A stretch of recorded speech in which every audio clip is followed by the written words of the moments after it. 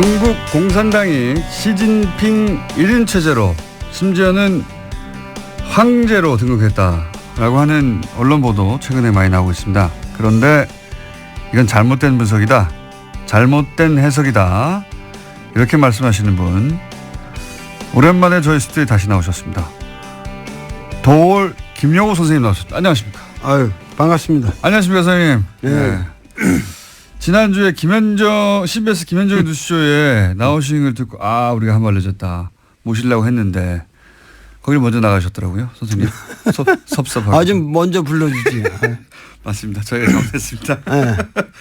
자, 그렇지 않아도 저희가 이거는 선생님을 모시고 얘기를 들어봐야 되겠다. 중국 이야기는 전문가시니까. 그리고 시진핑에 대해서도 여러 차례 말씀하셨잖아요. 네. 그래서 방송 한번 하셨지만 시간이 그렇게 길지는 않았기 때문에 저희가 또 한 번 모시고 좀 더 한 발쪽으로 옆으로 갈 수 있겠다 싶어가지고 모셨습니다.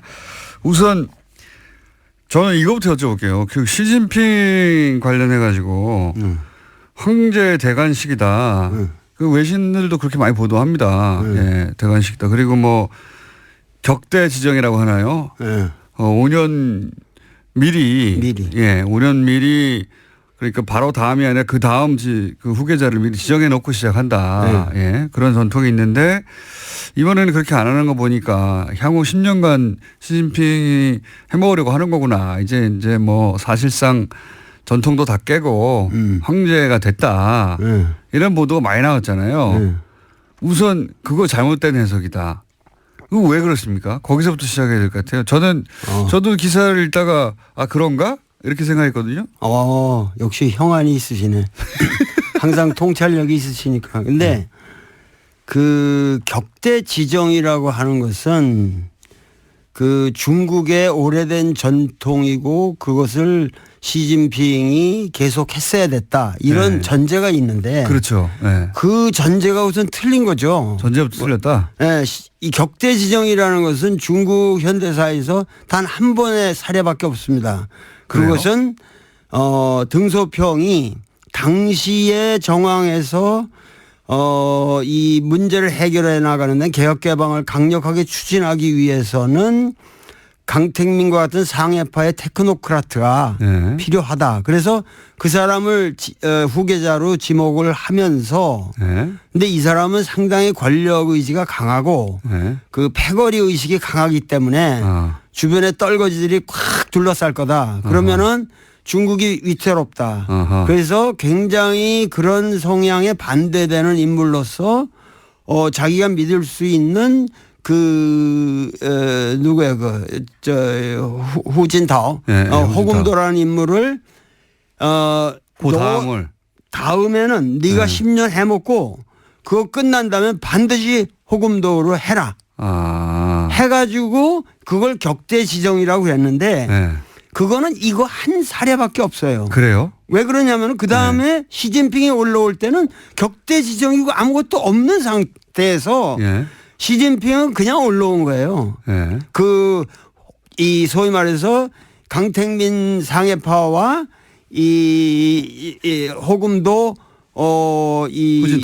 후진타오 공청단 이 안희성 사람인데 안희파들 뭐 이래가지고 그 사이에서 서로 견제할 때 하다가 엉뚱한 전혀 그 물망에 없었던 인물이 갑자기 튀어오르게 된 거예요. 그러니까 두 파를 견제시켜서 격대 지정이라는 게 오랜 전통이 아니라 유파가 계속 집권하게 되면은 이제 문제가 생길 것 같으니까 미리 정반대파를 지목해 뒀고.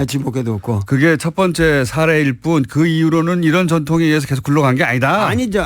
그래서 이 시진핑이라는 사람은 격대 지정과 무관하게 계파 간의 이 밸런싱의 문제로 갑자기 이상하게 튀어올라가지고 된 사람이에요. 이쪽 파도 아니고 저쪽 파도 아니고. 저쪽 파도 아니고. 그리고 양쪽 파를 자기가 된다면 다 졌거든요. 어떤 의미에서. 그러니까는 이 5년 동안에 이 사람은 굉장히 피눈물 나는 노력을 했고 그 5년간의 결실 이후에 사실은 격대 지정할 이유가 없는 거죠. 왜냐하면 자기가 원하는 그러한 정책을 강력하게 밀기 위해서는 또다시 황태자를 만들면 이건 구식이란 말이죠. 그거는 봉건적인 그 지정 방식이거든요. 그러니까는 오히려 그런 것을 사실은 격대 지정을 안 한 것이 사실은 민주적인 정치 제도의 발전입니다. 오히려. 그렇죠. 오히려 그것은 중국 공산당이 나아갈 굉장히 훌륭한 길을 예시한 거예요. 왜 이런 얘기를 하냐면은 네. 그런 것뿐만 아니라 개인적인 이런 누굴 황태자를 지정하고 뭐 이런 것뿐만 아니라 이것을 제도적으로 정착시키기, 그러니까 제도적인 어떠한 그 위반 사례가 없는 굉장히 치밀한 공정한 결정이라고 하는 것을 입증하는 것이 네. 더 중요한 거는 칠상팔하라는 거거든요. 칠상파가 뭡니까? 칠상팔하. 칠상팔하. 예. 67세까지만 정계에 올라갈 수 있고 68세가 되면 정확하게 니들은 다 물러나라. 예. 그러면은 요번에 상무위원 이후 예를 들면 이 정치국 위원 25명 뿐만 아니라 그 밑에 뭐냐면은 204명의 중앙위원들 이 전체가 정확하게 칠상팔하의 원칙을 지켰습니다. 68세는 한마디로 말해서 한 명도 없다는 거예요. 이것은 뭐냐면 중국의 리더십이 세대별로 정확하게 교체되는 룰을 확고하게 만든 거예요. 이것은 동시에 다음 차기 5년 후에 이 시진핑은 69세가 됩니다. 아, 그래서 본인은 저절로 물러나게 될 때. 물러날 수밖에 없는 거죠. 그러니까 이 원칙에 의해서. 이 칠상팔하의 원칙이 중요한 건데 거기에 걸려있던 사람이 소위 왕치산이라는 사람이었거든요. 그런데 68세가 올해 됐는데 그 사람을 갖다가 중앙기율위원회 소위 말해서 부패청산에 가장 앞섰던 사람이고 이 사람이 계속 갈 거다. 그러면은 이게 황제 권력을 만드는 거다 이랬는데 그 원칙도 깨지고 그 사람이 스스로 물러났어요. 깨끗하게 물러나고. 그래서 중국 지금 정치인은 우리가 생각하는 거하고 달리 어떠한 제도적인 원칙에 의해서 그 공정한 게임을 갖다가 계속 해 나가고 있다는 거예요. 그러면은 후진타오가 격대 지정을 안 했지만 67세라는 원칙을 이번에 스스로 지켰기 때문에 그렇게 지켜서 인선을 했기 때문에 자기는 다음번에 자동으로 올려서 자기가 이제 사라질 거를 지금 예언한 것과 마찬가지죠. 예언한 거죠. 그 자기가 나는 내가 1인 독재 이런 거 관심 없다. 격대 지정의 방식이 아니라 이런 식으로. 그래가지고 니들 앞으로 내가 옛날에 황태자 이런 것이 뭐냐면 굉장히 무리가 많았거든요. 이 보시라의 문제도 있었고 항상 누가 지정이 되면은 거기에 또 부패고리가 나라비 쓰고 자기도 함부로 할 수가 없단 말이에요. 그러니까 거기서 생기는 그런 식의 게임을 하는 게 아니라 최근에 우리한테 문제가 됐던 사람이 저 광동성 서기인 그 후춘화하고 그리고 이쪽 천민월이라는 인물이었잖아요. 모릅니다. 이 천민월이라는 사람은 이 사람의 그 절강성 시절에 이 고스트라이터였거든. 자기 쓰는 연설문을 전부 써줬던 문학 소녀 같은 사람인데 그 사람하고 이 후춘화하고 이제 둘이서 격대 지정의 물망에 있다라고 얘기했는데 사실은 그런 방식으로 나는 취하지 않겠다. 그러고서 니들은 공정하게 앞으로 5년 동안 25명 중에 1인으로서 거기서 이제 차기는 경쟁해서 성장해라. 올라와라. 그러니까 지금 사람은 5년 전에 내가 뭐 미래 해놓으면 교통사고로 죽을 수도 있고 어떻게 될지 모르는 거 아니에요. 그러니까 나는 저기를 안 하겠다는 거예요. 그러니까 내가 다음 후계자를 지정하는 방식 자체가 비민주적이다. 비민주적이라는 거죠. 그리고 계속 젊은 세대가 정치 교체를 해 나가려면 그냥 나이로 자르면 된다. 그렇죠. 이런 원칙을 천명한 것이지 그러니까 황제가 안 되겠다고 한 것이다. 이게 거꾸로 안 되겠다고 한 것이죠. 그리고 이 전체 3시간 반에 예. 그 장문에 이거를 내가 다 들었는데 연설을 3시간 반이나 했잖아요. 그거 다 들었어요, 내가. 실시간으로. 예. 그 감을 잡기 위해서. 근데 제일 마지막에 뭐라고 끝나는 줄 아세요? 뭐라고 그러냐면 청년이 흥하면 이 나라가 흥할 것이요. 청년이 강하면은 이 나라가 강할 것이다. 앞으로 이 청년들에게 꿈을 주는 정치를 못하면 이 나라는 끝이다. 이렇게 끝납니다. 마지막에. 그러니까 얼마나 이 세대가 변한다는 것에 대해서 이 사람은 신념을 가지고 있냔 말이죠. 그럼 우리 언론들은 이게 격자 지정이 안 됐기 때문에 이게 황제가 된 것이라고 그 선생님 말씀이 하자면 거꾸로 해석을 왜 이렇게 한 겁니까? 그것은 예. 그 중국 정치의 내면을 보지를 않고 소위 말해서 이 시진핑을 보는 시각도 맨날 시진핑은 태자당이다. 이 태자당은 아무 지금 그런 말 쑥 들어갔잖아요. 내가 옛날부터 그 넌센스다. 이 사람은 태자당도 아니고 전혀 그런 중국이라는 거를 갖다가 무슨 상해파 태자당 무슨 공청단파 이런 식으로 중국을 바라보면은 중국 정치를 근본적으로 보지 못한다는 것을 내가 옛날부터 얘기해 왔는데 이런 시각에서 중국을 분석하는 게 일본의 언론의 딱 틀입니까? 틀이에요. 아주. 그래서 우리나라 그 기자님들이 전혀 독자적인 견해를 가지고 중국을 바라보질 않고 지금 나처럼 아마 이 진지하게 이 연설문 하듯 읽고 분석한 사람들이 거의 없는 것 같아요. 그러니까는 없겠죠. 그러니까는 뭐냐면은 일본 기자들이 중국을 비하시키기 위해서 보는 시각에서만 본다는 거죠. 그러니까 저는 내가 중국을 뭐 이렇게 올린다 이런 게 아니라 네. 우리가 정확하게 중국에서 무슨 일, what's happening, 거기서 무슨 일이 일어났냐고 있는 것을 네. 정확하게 알아야만 우리의 미래를 위해서 중국을 어떻게 중국이라는 함수를 요리해 가느냐 하는데 정확한 전략과 그렇죠. 전술이 나올 수 있다는 거예요. 이거 완전 정반대 해석이네요. 그러니까 근데 그게 일본이 중국을 바라보는 시각을 우리가 그냥 번역하면서 고스란히 들여와서 그렇다는 거죠. 그렇죠. 그렇죠. 네. 그러면은 지금 시진핑이 지금 청년을 말했고 또 동시에 신세대 중국 특색 사회주의라고 주장했는데 그런 말씀까지 다 아시네. 대단한 거예요. 이게 뭡니까? 굉장히 이상한 말이거든요. 신세대 중국 특색 사회주의. 신시대. 신시대. 근데 신시대 중국 특색 사회주의. 이거 시진핑에게 무슨 사상이 있냐? 네.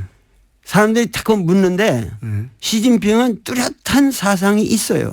어떤 게 있습니까? 뭐냐면 이번 전체 여기 그 3시간 반의 연설을 치밀하게 분석해 보면 놀라운 게 있습니다. 무슨 얘기냐면은 공산주의라는 것은 우리가 이론적으로 여기 다 아시겠지만 뭐냐면 역사를 이 발전적으로 보는 거 발전 단계로 보는 것이고 그리고 그 역사가 그 변죽법적 발전을 하는 가장 추동력이라고 하는 것이 소위 말해서 생산력과 생산 관계의 모순이라는 거란 말이에요. 네, 마르크스의 주장이. 네, 마르크스의 주장에 그래서 그것이 생산 양식을 형성하는데 그게 하부 구조를 이루고 거기서 이제 상부 구조가 놀아난다 이런 얘기인데 이 사람은 완전히 그런 구태연한 틀을 깼어요.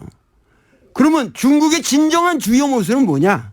맨날 우리나라 주요 모순 그 논쟁이 있잖아요. LA NLPD, PD 뭐 이런 거. 근데 이 사람의 중국 사회의 주요 모순은 국민들의 아름다운 삶, 美好的生活, 아름다운 생활에 대한 열망. 그 아주 표현이 절묘해. 아름다운 생활에 대한 열망과 이 불균형의 엉터리 여태까지 발전 사이의 모순이 주요 모순이다. 그러니까는 그 아름다운 생활, 삶을 향한 국민들의 열망이라는 건 뭐냐? 양극화를 그렇게 표현한 겁니까? 그렇죠. 참 샤프하시네. 뭐냐면 여태까지는 이 등소평 이래 개혁개방 30년의 모든 그 모델은 선부. 특정한 놈, 흥묘백묘로 해가지고 어떤 놈이든 돈 많이 벌어라. 그럼 우리가 인정해줘 지원해주겠다. 그러면 거기서 꼼꼼을 떨어지는 거 분배한다. 예. 이런 선부론이 중국을 망쳐왔다는 거예요. 그래서 이 선부론을 이제는 뭐냐면 공부, 공유한다는 공산주의의 공짜로 예. 공부론으로 바꿔야 된다. 그리고 공향, 그 모든 부를 같이 국민들이 향유해야 된다. 그리고 국민이 주체가 돼야 된다. 단, 이 국민이 주체가 되도록 만들기 위해서는 중국의 현실상, 그게 중국 특색이라는 거예요. 네. 중국 공산당의 영도력을 무시하면 안 된다. 근데 중국 공산당의 영도력을 강화시키려면 가장 방해 요소가 인간의 허약성. 뭐냐면 부패다, 이거 부패. 부패. 네. 그래서 중국 공산당의 영도력을 강화시키기 위해서는 중국 공산당을 쳐야 된다는 거야. 이놈들이 전부 부패해가지고 국민들의 그 신망을 얻지 못하기 때문에 중국이 여태까지 난항해왔다. 아하. 그러면 이 난항해온 이 중국을 바로잡기 위해서 부정한 현실을 정자정야. 정치라는 것은 오로지 바로잡는 것이고 내가 10년 동안 할 거라고 하는 것은 실제로 이러한 잘못된 것을 바로잡는 것밖에 없다. 그래서 뭐냐면 총연 쯔당 뭐냐면 종엄치당이라고 그러지. 당은 엄격하게 다스린다. 그러니까 중국식 그 사회주의를 할 텐데 그래서 이제 당이 이끄는 개혁을 계속 해 나갈 텐데 네. 그런데 지금까지는 당이 썩어가지고 소위 이제 인민들의 삶이 양극화되는 걸 막지 못했다. 막지 못할 거죠. 그러니까 당을 쳐서 당을 굉장히 깨끗하게 만들고 그 역할을 당이 계속 해 나가도록 하겠다 뭐 이런 거네요. 그러니까 우리나라도 지금 문재인 대통령도 내가 얘기하는 거는 그 이사회의 적폐가 아니라 정의롭지 못한 이사회의 구조를 정의롭게 바꾸는 작업을 하는 것이고 그 작업에 있어서는 가차없이 단호하게 철저하게 끝까지 남김없이 다스까지 다 처단해야 한다는 거야. 다 처단해야 한다는 거야. 다스까지. 특별히 좋아하시네. 난 다스가 뭔지도 모르고 내 얘기를 했는데. 갑자기 시진핑에서 다스까지 오셔가지고. 알겠습니다. 어떤 의미에서는 그 문재인 대통령과 맥이 닿는 부분도 있습니다. 그죠? 그렇죠. 예. 그 문재인 대통령을 우리가 소득주도 성장이라든가 지금 정책 방향하고 그런 것을 저기 했는데 이 소위 말해서 이 중국 특색 사회주의의 그 오위일체라는 게 있어요. 이 사람 사상 오위일체. 기독교에서는 삼위일체라고 그러잖아요. 근데 오위일체인데 오위일체라는 게 뭐냐면은 경제 건설, 정치 건설, 문화 건설, 사회 건설, 생태 문명 건설이 하나다는 거, 일체다. 이 5가지의 위가 있는데 그런데 경제, 정치, 문화는 중공 16대에서 이미 3위일체로 나왔어요. 그 다음에 17대에서 4위일체라고 그래서 사회 건설까지 들어갔어요. 그러면 경제는 부유하고 정치는 민주해야 되고 문화는 번영해야 되고 사회는 공평해야 된다. 이게 지금 17대까지 나왔는데 이번 19대에 5위일체가 들어갔는데 환경이 나왔네요. 거기에 생태 문명 건설이라는 게 들어간 거예요. 그러니까 뭐냐면 시진핑의 사상은 생태 문명 건설이에요. 지금 뭐냐면 국민들의 삶을 아름답게 이 사람은 무슨 얘기까지 하면 매일이 사회주의 그러니까 아름다운 사회주의를 해야 한다는 거예요. 여태까지 사회주의는 그냥 평등이라는 그런 명목하에서 썩었다는 거예요. 이 막스 레닌주의를 암암리 까는 거예요. 뭐냐면 이제는 아름다운 사회주의를 해야 되고 그다음에 매일이 덕고자 그러면서 아름다운 국가를 만들어낸다. 그렇게 해서 전인적인 국민 모두가 전인적인 발전을 해야 된다. 이런 식의 레토릭이 대단하거든요. 아하. 예. 사실 중국이 최근에 각종 그 환경 부담금 국제적인 많이 내고 미국이 트럼프가 빠져나가는 자리를 중국이 막 메우고 있어요. 메우고 있어요. 예. 그게 근데 그런 데서 나온 거군요. 실제로 예. 중국은 이 태양광 발전에 있어서는 세계 제1위를 맞습니다. 기술 면에서도 제1위를 달리고 있고 여러 가지 면에서 지금 뭐냐면 도시 계획도 뭐냐면 지금 아까 그 후춘화 같은 경우도 얘기지만은 그 사람의 그 잘못된 것이 뭐냐면은 그 사람의 몽골 비서 당서기를 할 적에 그 예를 들면 3만 명이 사는 지역에 10만 명이 사는 그냥 뭐 그 아파트를 지고 막 이런 식으로 예. 무자비한 개발들을 했단 말이에요. 그러니까 예. 이 사람은 지금 중국의 문제는 이런 무분별한 개발에 있고 그래서 이거를 막아야 된다는 거예요. 그리고 토지 관리라든가 그리고 특히 중국은 아직까지 농촌 인구가 30%나 됩니다. 그러면은 이것에 의한 중국의 농촌을 살리지 않으면 중국이 미국이나 이런 거랑 앞으로 그 대항할 때 중국의 특색이 없어진다는 거예요. 중국의 모든 자본주의적 모순을 사실은 중국의 농촌이 쿠션을 받아준 거예요. 그렇기 때문에 이 환경 문제를 앞으로 이 도농 간의 격차라든가 이런 문제를 해결하지 않으면 이것은 우리가 지금 민족의 위기를 맞이한다. 그래서 이러한 근본적인 그러니까 공산주의의 원래 평등관이라고 하는 것을 이 사람은 생태 문명이라는 말로 바꿨어요. 굉장히 세련되게 변화. 세련됐죠. 그런 변화가 지금 막 일어나고 있다. 네. 중국이 실제 그랬고 또 실제 이상으로 더 씌워진 이미지가 이게 환경을 오염하고 네. 뭐 단기간에 급속도로 발전하면서 뭐 우리한테도 그 미세먼지도 중국이 주역이라고 하고 네. 등등 전 세계적으로 중국에 대한 이미지는 싸고 저렴하고 더럽고 네. 오염돼 있고 이런 거잖아요. 네. 이거를 근본적으로 뒤집겠다고 지금 나선 거네요. 말하자면. 그렇죠. 앞으로 5년 동안 여태까지는 자기가 그 소위 말해서 이 종엄치당 그 당내의 부패 그리고 더 큰 것은 군대 내 부패였어요. 그래서 군대를 과감하게 축소시켰잖아요. 별들이 우르르 날아갔어요.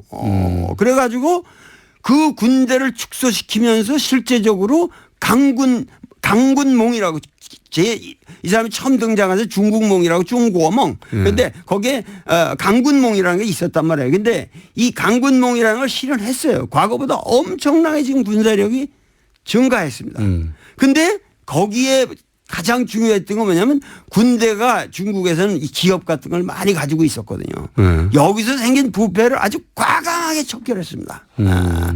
그래서 하여튼 중국에서 고위 관료라고 그럴 수 있는 사람이 여태까지 매일 500명 이상씩 목이 잘려 나갔어요. 매일이요? 매일 500명. 그러니까 우리나라는 너무 이게 지금 처단이 안 되고 있는 거예요. 오히려. 네, 우리나라는 훨씬 중국보다 아주 느슨합니다. 중국은 당이 하나니까요, 뭐. 당이 하나니까 그게 그러니까 그 말이 무슨 얘기냐면 당이 하나라고 하지만은 그 안에는 수없는 계파가 있어서 민주적인 밸런스가 있고 단지 뭐냐면 당의 영도력을 가지고 바른 일을 해 나가는 것이 그것이 중국 특색이라는 거예요. 중국 특색 사회주의라는 건 우리는 자본주의적 방식을 도입해 가지고 지금 여기까지 왔지만 여기서 더 이상 서구식으로 흘러서는 안 된다. 어떻게든지 이 당의 주도권을 우리가 놓치면 안 된다. 그러니까 여태까지 뭐 류샤오포라든가 이런 사람도 훌륭한 분이고 노벨상도 받고 그랬지만 그분의 문제는 너무도 모델이 단순하게 서구 자유주의였다고. 그러니까 국민들에게 설득력이 부족했던 거예요. 그러니까는 이러한 문제들을 감안해서 이 시진핑은 고민이 있는 거예요. 우리가 지금 이 시점에서 이 세계 인류 평화를 위해서 우리가 할 수 있는 일이라고 하는 것은 중국 공산당의 영도력을 살려가면서 어떻게 하면은 생태 문명을 건설하고 그야말로 메이하우드 정말 아름다운 국민들의 삶을 보장하느냐. 미국을 넘어서는 중국을 만들고 싶은 거네요, 말하자면. 그러니까 과거에는 우리가 과거에는 중국과 미국의 모든 우리가 우리가 미국하고 한국을 생각해도 항상 나도 왜 미국 유학을 갔겠어요? 왜 내가 하버드니 이런 걸 그렇게 쳐다보고 그 가서 고생을 했겠어요? 그 미국에 대한 향심이 있고 미국이 선진국이고 그러니까. 미국이 위대하다 이렇게 생각했단 말이에요. 그렇죠. 그런데 지금 과거에 뭐 미국이 중국에다 대고 뭐 인권 문제 딱 하면 컴플렉스가 있었단 말이에요. 있었죠. 근데 이제는 뭐냐면은 인권이 제일 들어온 나라가 미국이고 자본이 제일 들어온 나라가 미국이고 자유가 제일 없는 나라가 미국이고 여행 가기 제일 불편한 나라가 미국이고 금융 사기가 제일 많은 나라가 미국이고 이런 미국에 대해서 우리는 더 이상 미국이 말하는 세계관 그들의 말하는 가치관에 우리가 복속될 필요가 없다. 이번에 3시간 반 동안 계속 그 연설 내용이 뭐냐면 중국인의 가치관을 가지고 우리의 다른 척도를 가지고 우리 중국 공산주의의 미래를 봐야 된다. 그러니까 이 사람은 아주 뼛속 깊은 우리가 잠깐만 여기서 우리 언론인들이 시진핑을 바라볼 때 꼭 우리 자유민주주의처럼 쳐다보는 거고 그런 시각에서 볼 때 이 사람이 좀 삐딱하게 나간다 이렇게 본다고. 시진핑은 뼛속 깊이 빨갱이에요. 공산주의라고 소신 있는 공산주의자고 어려서부터 공산주의자로 컸고 그 공산주의적 신념을 우리는 놓치면 안 된다는 거예요. 그러니까 우리가 이걸 조심해야 됩니다. 아 이거 짧은 시간 열강이었습니다. 일단 박수 한번 치고 저 혼자 들으시는 분들도 박수 치고 있을 거라고 봅니다. 선생님 듣다 보니까 한 달에 한 번씩은 나와주셔야 될 것 같아요. 맞아. 너무 오랜만에 나오니까 얘기가 많지. 듣고 싶은 얘기는 많은데 시간은 부족하고. 글쎄 말이에요. 선생님 한 달에 한 번씩 나와주시죠. 생각해 봅시다. 나는 어준이가 너무 좋아가지고. 어준이의 그 쾌활한 웃음이 없으면 우리 국민들이 참 서글플 거예요. 선생님 가시기 전에 단답형으로 몇 가지만 말씀해 주시죠. 예. 시간이 거의 다 되긴. 이거 빨리 해야 되는데. 지나갔어요. 지나가서 오늘 질문 굉장히 많은데 질문 2개 했는데 여기까지 온 겁니다. 질문지는 10개인데. 트럼프는 어떤 사람입니까? 간단하게 얘기하면. 좀 시간은 지났는데 짧게 해주시죠. 트럼프는 훌륭한 사람이죠. 왜냐하면은 미국의 진정한 모습을 아주 솔직하게 보여주는 그건 위대한 리더예요. 여태까지 미국은 케네디부터 여태까지 쭉 뭐냐면 위장된 리더십이었거든요. 이 사람은 honest 리더십. 지금 미국의 수준을 그대로 드러내는 것이다. 그렇죠. 미국이 원래 그런 나라예요.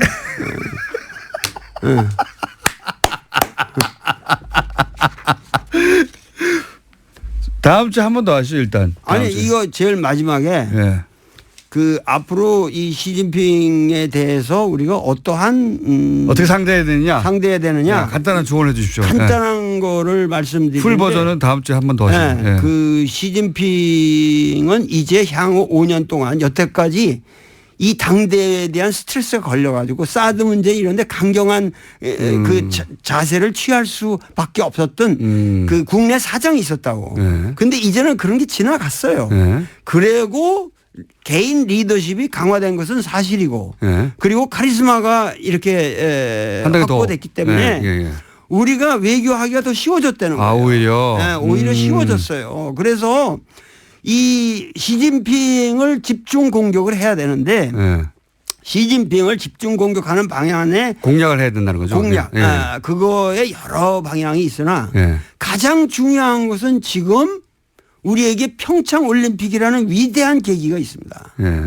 그렇기 때문에 이 평창 올림픽 다음에 그 다음 올림픽이 북경 올림픽으로 돼 있기 때문에 그 다음 개최국의 원수가 참석하는 것도 관례고 그리고 우리가 지금 이 문재인 대통령이 만나질 못했거든요. 여태까지 정상회담을 못했기 때문에 만나긴 했지만 정상회담은 아니었고. 정상회담을 못했죠. 그렇기 때문에 정상회담 겸 해서 시진핑을 초청을 해야 되는데 내가 얘기하는 건 우리가 국민들이 매스컴이건 뭐든 그 사람이 폼나게 좀 올 수 있도록 폼나게 해줘야 된다. 폼나게 뭐냐면 이 남북 문제가 또 결려 있단 말이에요. 그러면 이 평창 올림픽을 하나의 세계적인 세계인들이 모이는 자리에서 이 시진핑으로 하여금 자기들이 말하는 중국에 지향하는 이 동아시아 문명에 지향하는 바가 바로 이 평창 올림픽에서 구현하려고 하는 평화 정신이다. 네. 이래 가지고 북한도 참여하고 이렇게 해서 평창 올림픽을 소위 말해서 그 트럼프가 지금 추진하고 있는 그런 모든 밀리터리즘의 그런 어떤 고립주의와 그 독선주의에서 벗어나서 중국 문명의 어떠한 그 점잖은 당나라 때와 같은 그런 의젓한 모습을 평창 올림픽에서 드러낼 수 있도록 그래서 기회를 줘야 된다. 전 세계인들이 한국이야말로 평화의 기수고 평화의 전당이고 한국 민족들은 남북한이 다 합쳐서 이런 올림픽 하나도 멋있게 진행하고 있구나. 이런 이 평창 올림픽을 앞으로 집중적으로 나라도 좀 특사로 보내주면은 내가 시진핑을 멋있게 설득해가지고 이게 좀 이런 분위기를 만들어야 된다고. 평창 올림픽 대사가 오늘 방송에 출연했거든요. 선생님, 다음 주에 한 번 더 나오셔야 되겠습니다, 일단. 아유, 이거 참 중요한 얘기가 너무 많고. 그러니까요, 저희 질문 2개 하다가 오늘 끝났어요. 네. 뭐 한마디라도 더 물어볼 거 없어요? 선생님, 시간이 다 돼가지고요. 네. 그리고 오늘 이렇게 끝나셔야지 다음 주에 저희가 또 모실 수 있어요. 예, 아유, 그렇습니다. 예. 다음 주에 나오시는 것으로 그럼. 지금까지 도올 김용호 선생님이었습니다. 감사합니다. 네, 감사합니다. 1부입니다, 이게.